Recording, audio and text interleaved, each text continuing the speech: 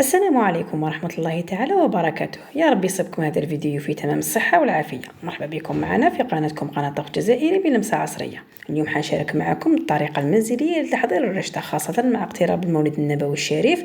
تبعوا معي الوصفة بكل تفاصيلها وأسرارها وباختصار شديد قدر الإمكان. راح نوري لكم كامل لي زاستيس تاع نجاح هذه الوصفة باش تجيكم ناجحة، خاصة البنات المبتدئين. وبلا ما ننساو الصلاة والسلام على خير الأنام. نبداو مع المقادير هنا عندي 2 كيلو سميد رطب نوعية ماما، نوعية رفيعة. وكما على بالنا بلادنا الله يبارك فيها بزاف انواع تاع سميد شابين. وعندنا هنا كمية من المازينا وحبة بيض وكاس تاع فرينة اللي حيضيف لنا مطاطية في القوام تاع الرشتة تاعنا. والماء طبعا يكون بدرجة حرارة المطبخ، ما يكون بارد ما يكون سخون. نجيب هذاك السميد يعني 2 كيلو هذوك نغربلهم باش نتخلصوا من اي حاجه تكون فيه يعني غير مرغوب فيها. هذه الكميه تاع السميد مع الاضافات الاخرى كامل راح تخرج لنا كميه 3 كيلو 600 غرام، يعني كل كيلو راح يخرج لنا كميه 1800 غرام من الرشته. نكملوا نغربلوها طبعا اكيد، ونزيدو نجيبو هذيك الفرينه ثاني تنغربلوها. الفرينه هذه حتعاوننا بزاف في الخدمه، تجعل لنا غيراء هكذايا في القوام تاع العجينه تاعنا باش تكون مطاطيه. نخلطهم ناشف في ناشف، ونجيب الحبه تاع البيض نزيد لها شويه ما هكذا باش ما نخليهاش تخرج لي هكذايا حبيبات كي نكون نخلط فيها. ونزيد الملح هذاك نذوبو في هذاك الخليط، ونفرغ هذا الخليط كامل مع هذاك السميد والفرينه اللي درتهم من قبل، ونبدا نضيف الماء غير بشويه. وهذه الحبه تاع البيض ثاني حدير لنا مطاطيه في العجينه تاعنا. كما على بالكم الايطاليين يليموا العجينه تاعهم كما احنا نليموها بالماء، هما يليموها غير بالبيض. وهذا الشيء اللي يخلي الباستا تاعهم اي العجائن تاعهم يكونوا مميزين عبر العالم. وهنايا الماء حفظه معايا حوالي 700 الى 800 مليلتر من الماء. كل سميد كيفاش كل خطره كيفاش يشرب لنا، لذلك نبقاو نليمو. والعجينه كما قلنا لازم تكون يابسه، وضروري جدا من الافضل تريح ما بين 4 ساعات الى ليله كامله. هي من الافضل تشمخوها من قبل بليله كامله. وهذا يعني كراني نلايم فيها خذت معايا واحد 7 دقائق ولا 8 وانا نلايم فيها باش ندخل لها مليح ونخليها ملساء قدر الامكان. من بعد جبتها عرقتها واحد 7 دقائق اخرى. بهذه الطريقه ناخذ وقتي معاها. الا كانت عندكم عجانه مليحه يعني سوليد تقدروا تعجنوها بها، تاخذ معكم 10 دقائق ولا. المهم باش تطيعوها هكذايا وتجيكم مطاطيه كما يحب الخاطر. ولانها 2 كيلو بزاف ويعني وتجيني صعيبه في العريق، انا قسمتها على 2. راني باعت الجزء الاول بعد ما عرقته وجبت الجزء الثاني باش نعرقه. وزاد خضعت معايا وقت مليح حوالي 7 دقائق اخرى. عرقتها بهذه الطريقه مليح مليح، وزدت درتها لداخل ساشي نقي، وخليت هذوك 2 اجزاء في زوج باتوا لي ليله كامله. قلنا ما تقدروش تخدموها قبل ما تريح لكم حوالي 4 ساعات، من الاحسن تريحوا تبكروا بها وتخدموها لا كنتم مستعجلين عليها. هنا بعد ما باتت لي ليله كامله نجيبها ونبدا نجزأ فيها.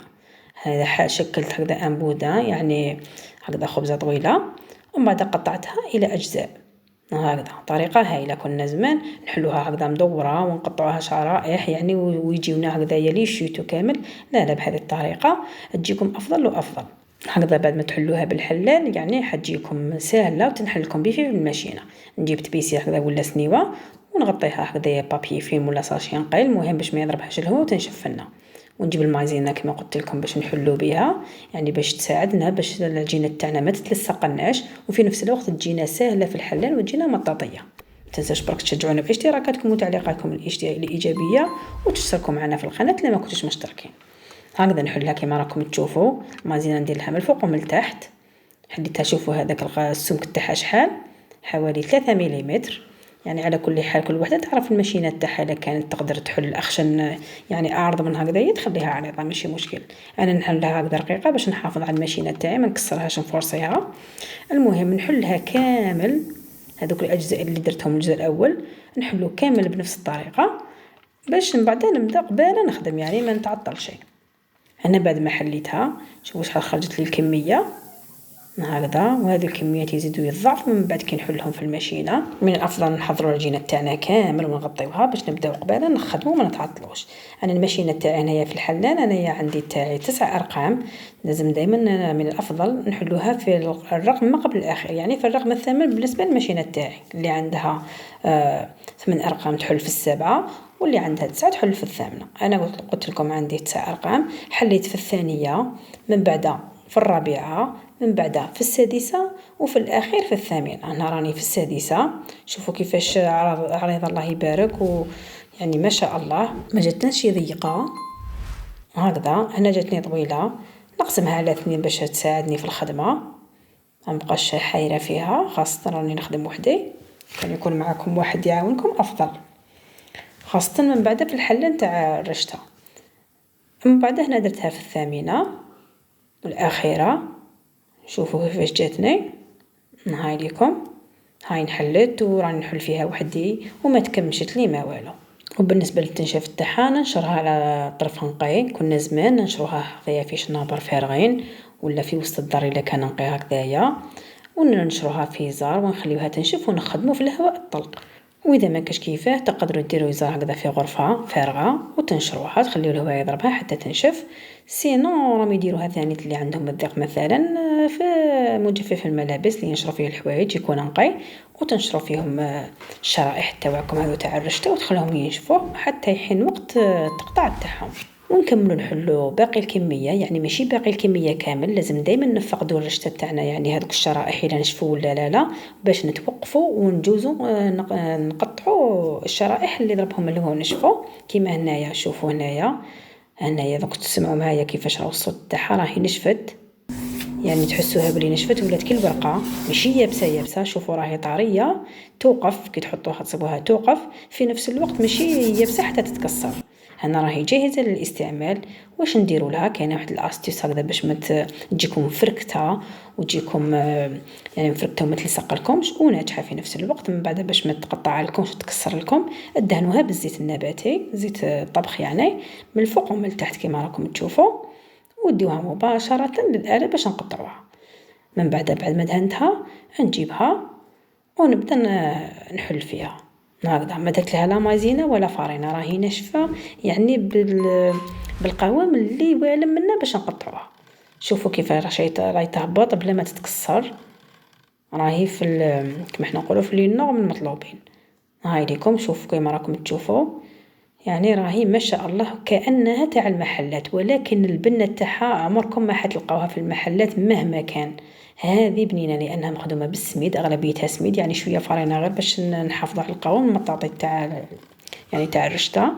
نكملوا نحلوا باقي الكمية كامل بنفس الطريقة، وفي نفس الوقت تحلوا العجينة اللي ما زالت باش تغومبلاسيو الشرائح اللي نشفوا قطعتهم. شوفوا كيفاش داير القوام تاعها، شوفوا كيفاش راهي كما احنا نقولوا مفلفله، يعني ماشي كون جات عجينه تجي هابطه، بصح هذيك شنو راهي مفلفله تجي منفخه هكذا فيها فراغات في الداخل.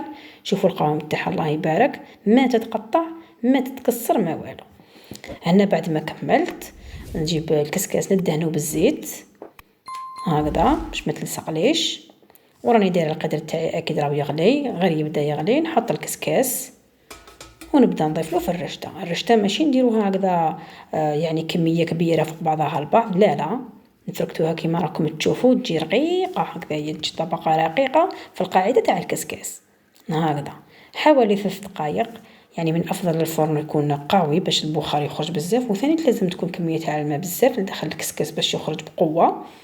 وهكذايا بعد حوالي 3 دقائق جبت الفرشيطه وقلبتها كيما شفتوا معايا، و2 دقائق واحد اخرين نفركتها هكذايا في الجفنه باش تبرد وتنشف وتتشرب كامل البخار تاعها وما تعرقناش. ونغطيوها طبعا اكيد، نزيدو نعاودو بنفس الطريقه كامل الكميه، نفوروها بهذه الطريقه هكذا ونقلبوها لما نحسوا باللي دخلها الفرن الاول هكذا.